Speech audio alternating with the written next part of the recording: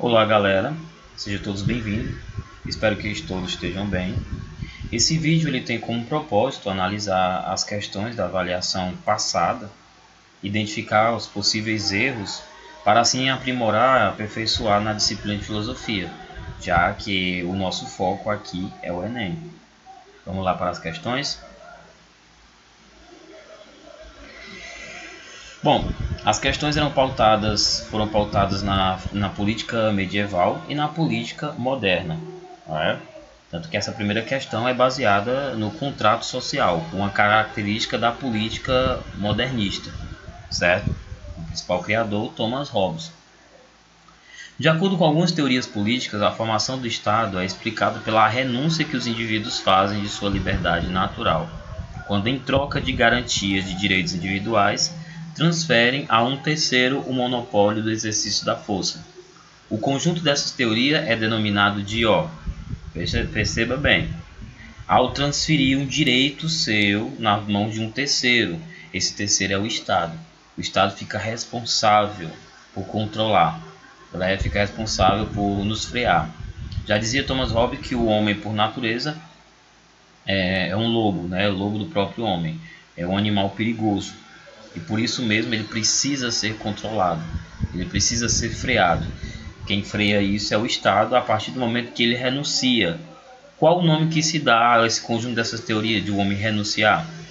Eu vi que muita gente colocou liberalismo, socialismo, não tem nada a ver. Gente, não é fácil, é um acordo que se faz. E a resposta correta seria A, contratualismo. É um contrato social que o homem faz ao renunciar à sua liberdade em favor do coletivo, em favor do todo. Isso chama-se contratualismo, ou também chamado o contrato social. Facílima, né? Uma questão agora de política medieval, período medieval. Na medida em que o cristianismo se consolidava a partir do século II, veja bem, século II, vários pensadores convertidos à nova fé e aproveitando-se de elementos da filosofia greco-romana, é uma característica do helenismo, que faz essa fusão, eles conheciam bem e começaram a elaborar textos sobre a fé e a revelação cristã, tentando uma síntese com os elementos da filosofia grega ou utilizando-se de técnicas e conceitos da filosofia grega para melhor expor as verdades reveladas do cristianismo. Esses pensadores ficaram conhecidos como padres da Igreja, dos quais o mais importante a escrever na língua latina foi Santo Agostinho.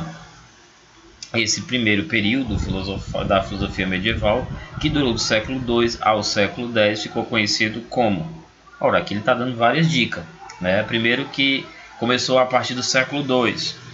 Segunda dica, eles tentam adaptar os textos, principalmente de Platão, dos filósofos gregos, para adaptar a religião. Eles eram conhecidos como padres da igreja, outra dica, né? E seu principal representante era Santo Agostinho. Qual período ficou conhecido nessa época? Com certeza, a letra D, patrística. A palavra patrística vem de padres, né? Padres da igreja. Padre, em espanhol, significa pai, né? Os pais da igreja católica. Outra questão agora modernista, do período moderno. Os teóricos do absolutismo, né, aqueles que discutiam a questão do valor do poder absoluto, real, geralmente teciam suas perspectivas com base em experiências e conflitos vividos no interior de monarquias, ou legitimavam o poder real por meio de uma análise comparativa entre as diferentes formas de governo já experimentadas. Nesse sentido, Nicolau Maquiavel escreveu seu livro mais famoso, O Príncipe, dedicado a... aqui tem como matar a resposta facílima, fácil. O nome do livro, que Nicolau Maquiavel, chama-se o quê? O Príncipe. Se o nome do livro é chamado Príncipe, é porque foi escrito para o príncipe, né? Pergunta, qual das alternativas aqui não menciona o príncipe? você observar bem, a alternativa qual é? A alternativa C. Ah, professor, mas eu nunca nem lembro falar desse Lourenço de Médici. Você não precisa saber se era Lourenço de Médici. Se a obra O Príncipe foi escrito para o príncipe, um estadista, isso quer dizer que não era para um rei, né? Então, provavelmente, não podia ser a letra A, porque fala do rei da França. A letra B fala rei da Inglaterra. A letra D fala rei da Espanha. E letra E fala rei de Portugal. Eu vi que muitos alunos equivocaram, se marcaram diversas alternativas. Teve alguns que marcaram ao rei de Portugal, sendo que a gente já havia falado a vocês que Nicolau Maquiavel era patriota e era da Itália, né? E aqui, apesar de não mencionar a Itália, fica claro que a alternativa C era referente à Itália. Primeiro, porque não é citado nenhum país, e segundo, porque a questão do rei, não é falado o nome de um rei, sendo que as cartas são escritas direcionadas ao príncipe. E terceiro, por conta da ideia de florentino, que significa, vem de que nasce em Florença, né? A pessoa, mas eu nem sei onde é que eu sei nem onde é que fica Florença, beleza? Mas se você não soubesse essas dicas, você não conhecesse a terra natal, nem a terra natal, era só você se ligar na questão. Se está falando de um príncipe, era só procurar alternativa ou que menciona um príncipe ou que não menciona um príncipe. E a gente viu aqui nessa questão que 4 das 5 alternativas, 4 falavam de um rei, menos uma. E justamente aquela que não menciona um rei é voltada à alternativa correta, né? Isso aí foi só um descuido de alguns de vocês, certo? E a última questão objetiva é voltada à ideia da Idade Média, a política na Idade Média. Muito fácil também. Na Idade Média se considerava que o ser humano podia alcançar a verdade por meio da fé e também por meio da razão. Ao mesmo tempo, o poder religioso, que era a igreja, e o poder secular, que era o Estado, mantinha relacionamento político tenso e difícil. Havia um conflito. O filósofo Tomás de Aquino desenvolveu uma concepção destinada a conciliar, a unir fé e razão, bem como igreja e Estado. De acordo com as ideias desse filósofo, segundo ele, qual a alternativa que fala da ideia de unificar, de conciliar? Aqui já está dando a dica, ó. Conciliar a fé e razão. A alternativa correta seria o quê? A igreja e o Estado são, em certa medida, conciliáveis. E por quê? Porque, segundo Tomás de Aquino, eles, em parte, até um certo momento, existe uma conciliação entre Estado e igreja. Em um determinado momento, eles se separam porque, segundo Tomás de Aquino, a igreja ainda é maior que o Estado, porque a igreja é voltada para a ideia das questões espirituais, a salvação da alma, coisas que o Estado não compete ao Estado isso.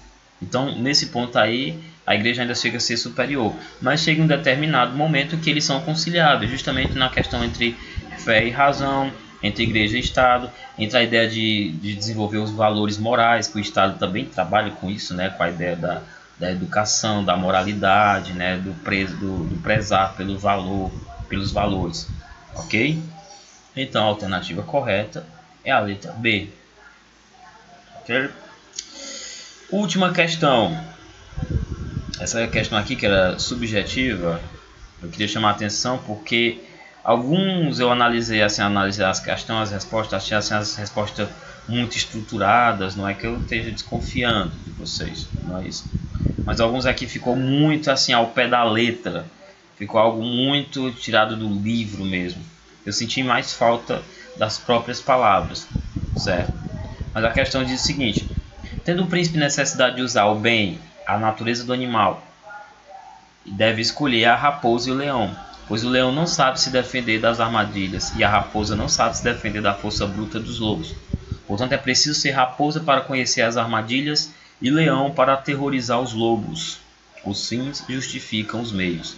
Aqui ele está usando a metáfora de você unificar, de você usar algo diferente, usar a seu favor.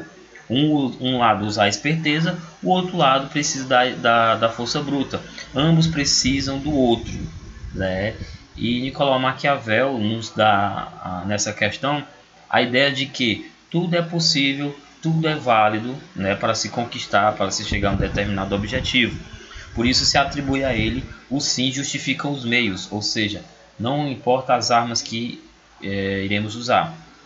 Pode ser até meio desonesto, pode ser até meio sujos para conseguir, mas lembrando que se for para o bem coletivo, se for para o bem geral, que seja válido. Que nunca seja usado isso para conseguir um bem próprio, se beneficiar por si mesmo, mas que seja para o benefício da nação. Então ele acredita que vale tudo, inclusive fazer alianças, fazer as pazes com seus inimigos, juntar o útil ao agradável, juntar pensamentos diferentes, mas em algum momento esses pensamentos devem se ligarem. Então vale tudo. Eu percebi que alguns de vocês tiveram dificuldade porque acho que não entenderam o sentido literal, a comparação, a contextualização da metáfora da raposa e do leão, e tentar explicar de fato a raposa e o leão. Poderia até ter sido válido, porém se você colocasse a explicação metaforicamente, trazendo para a contextualização da visão de Nicolau Maquiavel, como Ícaro, explicando qual seria o que seria a raposa e o que seria o leão, né? Tirando desse enredo, dessa história, trazendo para a contextualização da política, quem seria a raposa, quem seria o leão, né? Alguns de vocês não explicaram dessa forma, tá bom? Mesmo assim foi válido, gente. Espero que vocês tenham compreendido bem. Daqui para frente faremos mais algumas avaliações e vez ou outra teremos também correções dessa forma, analisando as questões, cada questão que foi passada, fazendo um comentário dela, ok? Desde já, um grande abraço.